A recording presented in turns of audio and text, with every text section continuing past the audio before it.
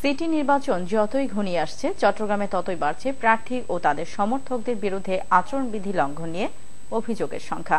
অন্যদিকে হামলা ভাঙচুরের ঘটনা উদ্বেগের কারণ হয়ে দাঁড়িয়েছে। চট্টগ্রাম ব্যুরো থেকে পাঠানো তথ্যে ডেস্ক রিপোর্ট। প্রধানমন্ত্রীর তথ্য উপদেষ্টা ইকবাল সুবহান চৌধুরীর বিরুদ্ধে নির্বাচনী আচরণবিধি লঙ্ঘনের অভিযোগ উঠেছে। জেলা নির্বাচন কর্মকর্তার কাছে বুধবার লিখিত অভিযোগ করে চট্টগ্রাম উন্নয়ন আন্দোলন।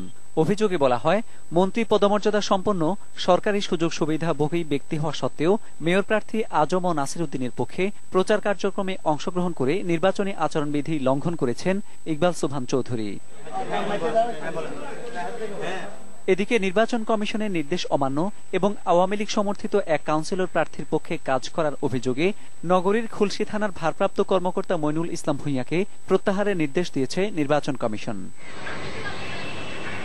অন্যদিকে নগরীর ২১ নম্বর জামাল খান ওয়ার্ডের কাউন্সিলর প্রার্থী শৈবাল দাস সুমনের পোস্টার ও ব্যানার ছিঁড়ে ফেলেছে প্রতিদ্বন্দ্বী প্রার্থীর সমর্থকরা। বুধবার রাতে আসকার দিঘির পার কাঁচাবাজার এলাকায় নির্বাচনী ক্যাম্পে হামলা করে দুর্বৃত্তরা। এ সময় ক্যাম্পে থাকা বঙ্গবন্ধু, প্রধানমন্ত্রী ও আওয়ামী লীগ সমর্থিত মেয়র প্রার্থী আজম ও নাসিরের ছবিও ভাঙচুর করা হয়। মামুন উর রশিদ, মোহনা, ন্যাশনাল ডেস্ক।